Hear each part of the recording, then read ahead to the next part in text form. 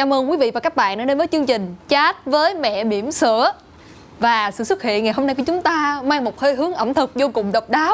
Đó chính là chị Tô Nhi A. Vâng, nhìn chị chúng ta sẽ mường tượng được tới một tô canh khoai mỡ vô cùng thơm ngon. Đó, tôm khô nè, rồi rau ngò đồ này nọ. Giờ chúng ta cần thêm một canh khoai mỡ ăn với một món rất ngon. là gì chị? Cơm trắng. Wow, cơm trắng vậy thì đó em dân cơm trắng Đông Biển và canh khoai mỡ tôm hành. Như vậy là phải cần một người ăn. Đúng. Mời người ăn ra ạ, mời người ăn.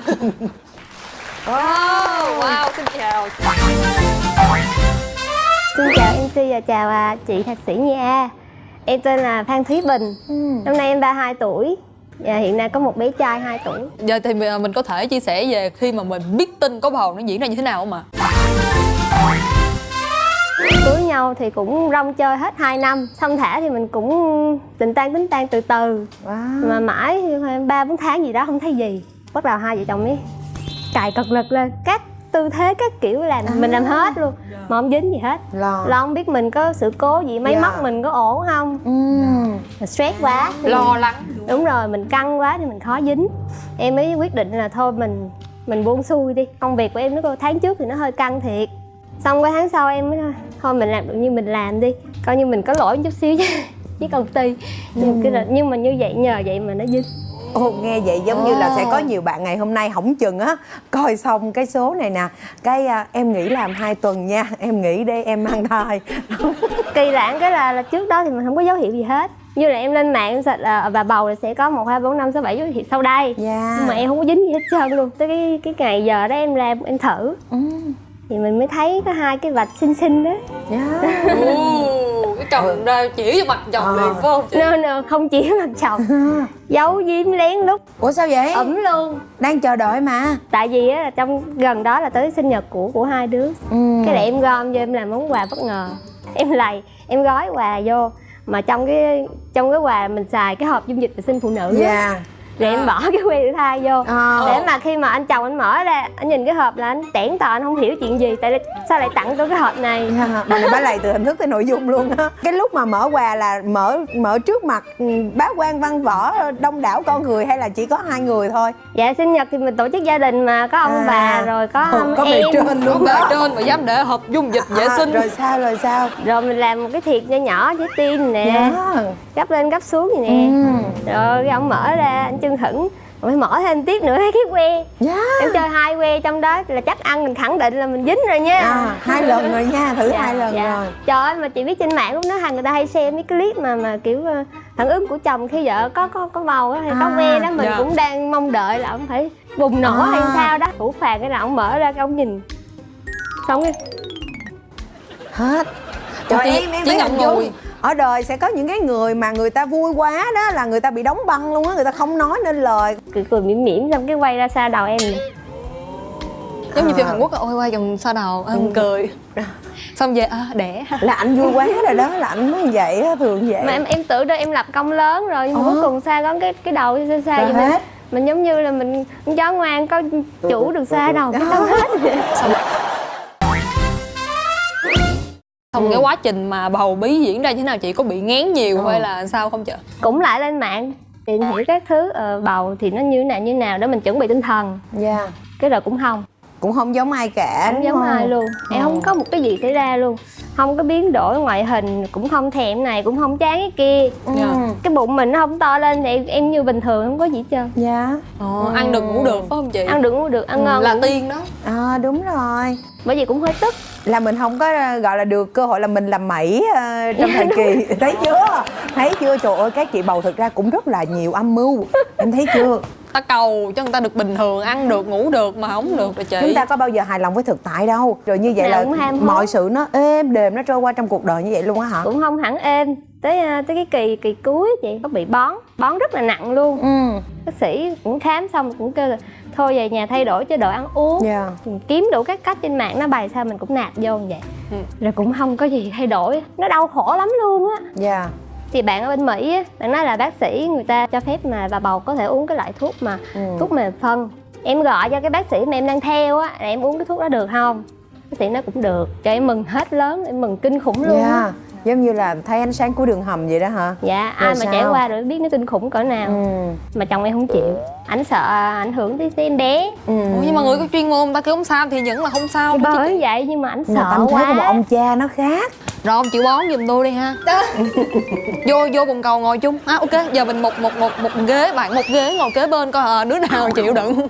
Rồi sao? Rồi mình năn nỉ hết sức luôn mà không chịu cho em uống cái đó.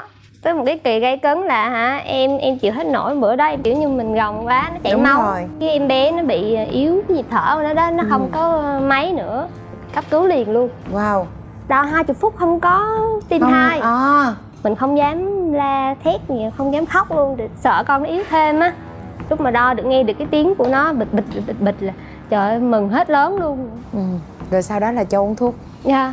Đúng rồi, phải cái đỉnh điểm gì mới chịu cho em uống thuốc. Từ chỗ này mình mới thấy vậy là thực ra để một ai đó thay đổi là mình phải tìm ra được thực ra người đó quan tâm cái gì. Và mình phải tập trung vào đúng cái thứ mà cái người đó quan tâm để mình giải quyết những cái vấn đề có liên quan. Đúng rồi, phải trúng tim đen mới được. Rồi tới em đi đẻ là đẻ con đó. Là sinh con đó thì sao? 3-4 giờ sáng gì đó mình thấy rồi giống rồi. Giống rồi. Lần này giống rồi. Bao nhiêu giống lần trên mạng rồi. Giống trên mạng. Bây giờ đã giống trên mạng. Mạng đã đúng rồi. Ra vô. Lăn lên lăn xuống. Chở lên chở xuống. Tiếng đồng hồ hơn. Lúc đó chồng làm gì? Ngủ. Đó thấy chưa? Một người chồng rất là siêng ngủ. Rồi sao? 4 giờ sáng mà. Thì quyết định là thôi đi đẻ. Là đau không vậy? Giống như bà đi chợ vậy đó. Thôi đi đẻ. Giống như thôi đi chợ. Hôm nay đi đẻ. 8-9 giờ sáng mà nó có 4 phân à. Nó mở từ từ vậy đó nên nó đau quá. Trong đời chưa bao giờ đau như vậy luôn á. Ủa cảm giác nó đau như thế nào chị? Ủa em hồi đó không đau hả? Ủa không, em mổ em đâu biết đau là gì đâu. Em mổ chỉ định hả? À dạ đúng đau rồi. lắm. Nó đau như trong người, đau trong bụng phải do mình, con em đạp. nó thắt cái nội tạng mình lại á. Sau lưng thì có ai mà đạp mình mà nó đạp tới cực cùng, nó đạp hết sức lực luôn. Nó dí hết cái nội tạng mình, nó dồn hết cái lưng lên. Em đang tính đẻ thường đứa này nè chị. Rồi xong sao rồi em? đau quá em bắt đầu em đau rồi đó. Em mới đăng ký là đẻ không đau. Dạ. Chưa mới đi chích mấy giây sau cái bị bác đi mổ luôn. Ủa tại sao vậy chị? Thai tim bị suy. Dạ. Là do mình đau quá cái mình gồng. Thì cái phản xạ mình gồng là mình hay nín thở vậy đó. Rồi em bé nín theo. Cũng là một thông tin rất là quan trọng cho các mẹ bỉm sữa, mà các mẹ sẽ là mẹ bỉm sữa nên lưu ý cái giai đoạn này. Tức là cái việc đau đẻ nó không chỉ đơn giản đau và đẻ, mà nó là cả một cái sự vận động hết tốc lực của cả mẹ lẫn con. Và nó có những cái biến chứng xảy ra trong tại cái thời khắc quan trọng đó. Cho nên là tốt nhất thì lúc này chúng ta nghe theo chỉ định của bác sĩ. Vậy thôi.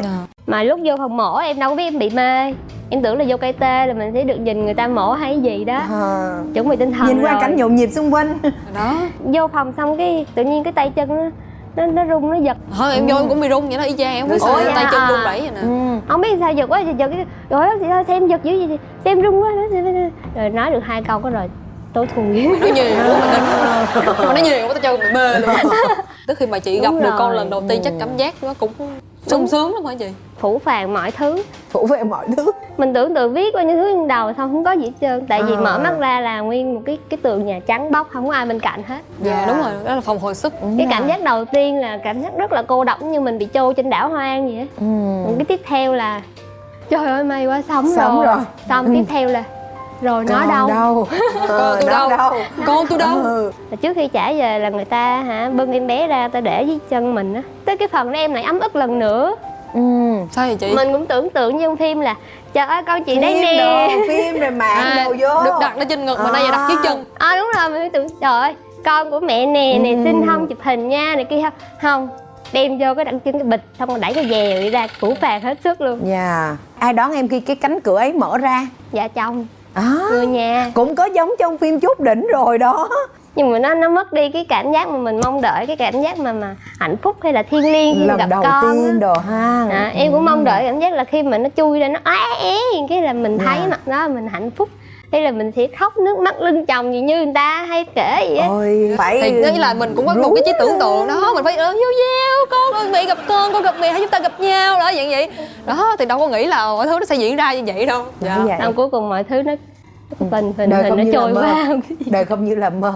Em mong đợi cái nữa là chồng sẽ tới bên hỏi Làm sao để em? Trời, cuộc đời em bị chôn vùi trong bao nhiêu cái mong đợi nó tiếp nối nhau rồi nó hụt hẫng. Chị có vậy phim luôn nhiều hả? quá đúng không chị? Dạ. Thì mình nghĩ mình vừa mới trải qua một cái cơn phẫu thuật lớn vậy thì ra có thể có cái gì đó Bù đắp lại đồ ha. dạ Và sao? ra cái em nằm một bề trên giường vậy đó, xong cái chồng đi qua chồng nhìn, xong lại sai đầu. Ồ sao đâu? Anh này anh có cái xì tai thú cưng ha. Cứng. Chắc trong nhà không nuôi con nào á. Nuôi con vợ. Nuôi có con vợ. Tốt lắm con, tốt lắm. Con đã đẻ được rồi đó. Ngoan giỏi Đó. giỏi vậy là xong vậy đó. Khi mà con cái trong cái khoảng thời gian 1 tháng đầu thường nó rất là cực với chị, thì khoảng thời gian đó là chị cực nhất là ở khoảng nào? Cực nhất ở cái khoảng là kích sữa. Em không có được dạt dào như mấy bà khác, em phải kích. Mà trên các hội á thì người ta bày là phải cứ 2 tiếng kích lần, 2 Cho nên tiếng nó có kích lần. 1001 bí kíp em à. Dạ, nhiều đúng lắm rồi. đúng không? Và điều đó làm cho em căng thẳng bởi vì mình đã làm theo mà không có giống hả? Ở Đủ chùa thứ cầu hết xin. trơn, ABC, XYZ. Rồi đó. Con chị lúc đó là uống sữa ngoài hả chị? Uống sữa mẹ mà mẹ người ta. Ban đầu thì em xin bạn bè. Sau khi bạn bè đã cạn Hết rồi, nguồn sữa ấy hết rồi. là em lên la khắp các hội luôn, cả chục cái hội ở Sài Gòn. Nha. Ủa sao chị phải quyết tâm là phải xin sữa mẹ cho được, là chị không cho uống sữa ngoài vậy? Nó bị dẫn đạm bò sau này mới biết. Dị ứng đạm bò. Cái đó làm sao À. mình có thể biết được vậy chị? Đưa đi xét nghiệm hay sao? Cũng nhờ trên hội á. Trên hội thì người ta có chia sẻ trường hợp con ta bị này bị nọ, mình tò mò mình lên tìm hiểu là cái bệnh nó như thế nào. Nãy giờ chị hình dung là trong cái quá trình nuôi dạy con mang thai của em là cái mạng và các cái hội được coi Nó như bị là một ảnh hưởng rất là nhiều. không, nó á được chị. coi như cả một cái niềm tin để em dựa vào trong đó. Có khi nào em cũng cảm thấy là mình nên có một vài dấu chấm hỏi nghi ngờ rằng là thực sự thì cái xác thực thông tin mà mình đang tiếp cận trên cái tài nguyên internet mình cũng nên cẩn trọng không? Bởi vậy em hay vô mấy cái trang của bác sĩ, vô chính trang của bác sĩ luôn. Có nghĩa là đầu tiên là phải lọc được cái nguồn của cái thông tin đó đã. Đúng rồi, mình phải lọc nguồn coi cả chục lần mà mới chắc chắn khẳng định như vậy mới làm theo. Các cái hội thì thông tin đường cái là chia sẻ lên là có người trả lời ngay lập tức, nhưng đó vẫn là những ý kiến rất là chủ quan và đôi khi khá là cực đoan từ các mẹ. Và trẻ con thì không đứa nào giống đứa nào nên nó không thể đại diện được. Nên tốt nhất là chúng ta phải tiếp cận được cái nguồn chính thống, nó phải đến từ các bác sĩ uy tín và mình biết được đính xác luôn là đây là cái nguồn thông tin do ai chịu trách nhiệm. Và sau đó là mình cũng phải thẩm định lại bằng nhiều cách, bằng nhiều trang tin khác nữa. Và cuối cùng rồi thì các cái cơ sở y tế bên ngoài nó vẫn là cái điểm mà không thể nào thừa trong cái quá trình mà chúng ta chăm sóc con. Kiểu gì thì cũng phải tự mạng bước ra đời thật. Đúng rồi, đúng rồi. Con chị hiện tại bây giờ được 2 tuổi. Có ai phụ giúp chị không? Ngoài chị ra. Không, em là bỉm sữa chính hiệu luôn. Dạ. Không làm gì khác ngoài chuyện chăm em bé. Anh này thì không biết có phải là do cái combo mà 2 sấy với lại chán dồ của anh không? Combo 2 sấy chán dồ. Trời ơi, nó lì kinh khủng lì. Thông thường con người ta á, là gọi ba gọi mẹ trước tiên, là gọi mẹ là nhiều nhất ha. Nhưng mà tới thời điểm này luôn với cái chữ ba chữ mẹ của nó rất là hiếm hoi được nghe. Vậy nó nói cái gì? Cái gì nó cũng nói mà nó không nói ba mẹ. Cần giao tiếp với em thì con sẽ làm sao? Vậy á. Dạ, nhưng mà những cái từ khác con nói có rõ không? Hay là Dạ cũng chỉ rõ. là cái chuỗi âm thanh như vậy? Rõ. Dạ rõ luôn. Cái gì cũng nói được. Mà thậm chí nói song ngữ. Như vậy thì em có dừng lại để em hướng dẫn con là con phải gọi mẹ ơi thì mẹ mới làm cái đó cho con không? Hay là thôi thì biết là kêu mình thì mình sẽ cúc cung tận tụy? Dạ em có trả giá với nó nhiều lắm chứ. Dạ. Nhất quyết nó không gọi, em không đáp ứng nó thì nó nằm ra đó, nó vật vã lăn lộn gào thét tất cả xóm nổi tiếng luôn mà.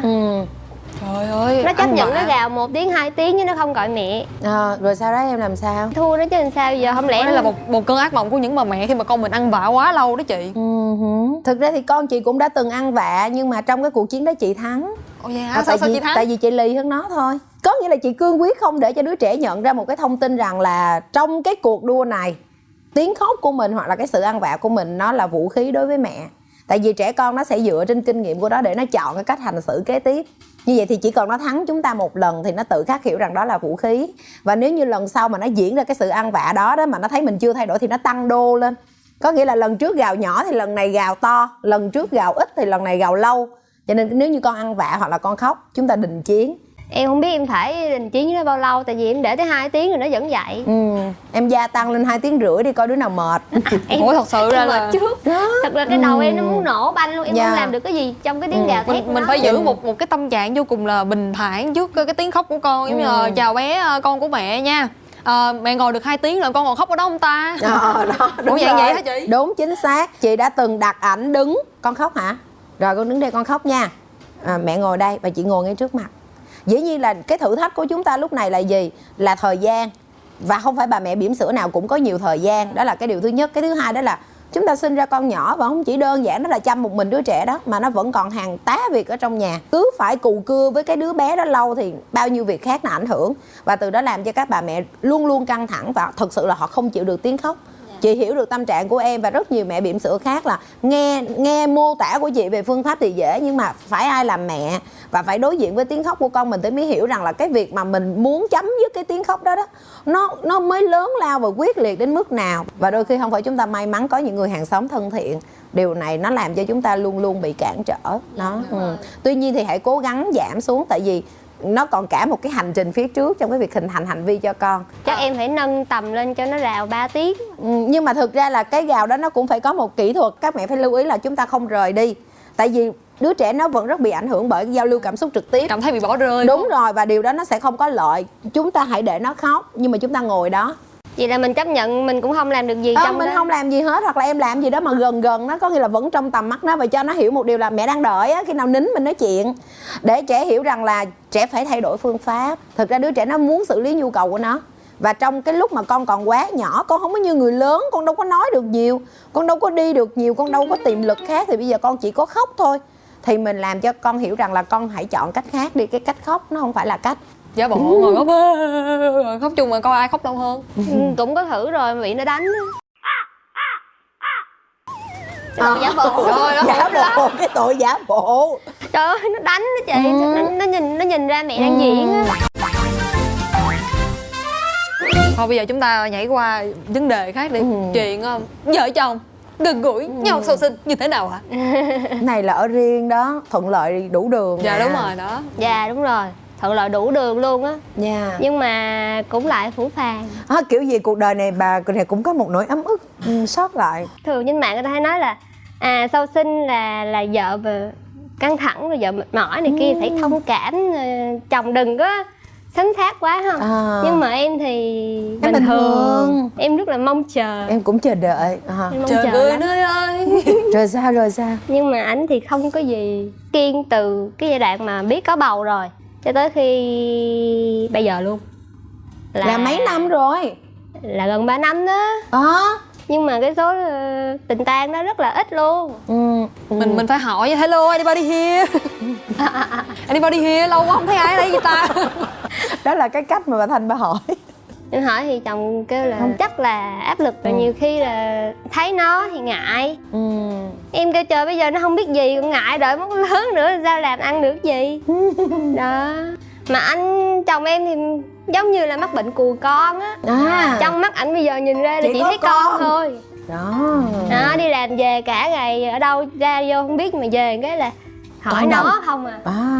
Em ngồi một cục trong nhà giống như một cái tượng hay một cái bình hoa hay cái gì, nói chung là bà còn tưởng tượng được bà là bình hoa là vẫn còn tích cực rồi. Bình hoa. Mình phấn đấu mình giữ nhan sắc để làm gì. Nhưng mà không, về tới nhà chỉ hỏi con thôi. Chị thử phá cách chị bận đồ ngủ sexy, không mà chị nến hoa đồ quá trời, chị muốn hello.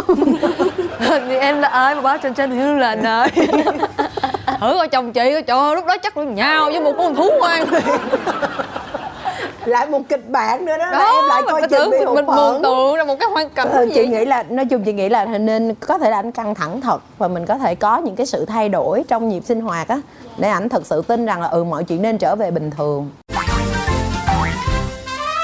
Đó giờ chị ngại bày tỏ thì bữa nay chị hãy bày tỏ với chồng mình, nhắn cho chồng mình như thế nào đó, hay nhìn thì mới quay. Cái này là vợ rất là buồn luôn. Thà như chồng là một người lạnh lùng hẳn đi thì mình không chấp, nhưng mà chồng á gặp con rất là ngọt ngào, hung hít các thứ, hỏi han các thứ, nhưng mà không có làm những điều đó với vợ. Trong khi vợ thì cả thế giới chỉ còn một mình chồng thôi, rất là cô đơn. Nên chồng nên để ý với vợ cái tinh thần của vợ một chút, chứ đừng cứ đi làm về xong rồi chị hỏi tới con thôi. Cuối cùng thì cái sức khỏe tinh thần từ bên trong của mẹ bỉm sữa là quan trọng nhất, và khi các bạn tích cực, các bạn bình tĩnh thì thực tế mọi chuyện đều có thể nhẹ nhàng như vậy. Và lời chia sẻ của chị Tô Nhi A đã kết thúc chương trình Chat với mẹ bỉm sữa chúng ta ngày hôm nay. Chương trình được phát sóng vào lúc 15h20 thứ Bảy hàng tuần trên kênh HTV7. Và nếu như quá bận rộn thì quý vị hoàn toàn có thể xem lại chương trình ở cổng thông tin YouTube MCV Media hoặc Love TV. Các mẹ bỉm sữa nào muốn đăng ký tham gia thì đừng quên truy cập vào fanpage Gia Đình TV mọi người nhé. Dân xin chào và hẹn gặp lại.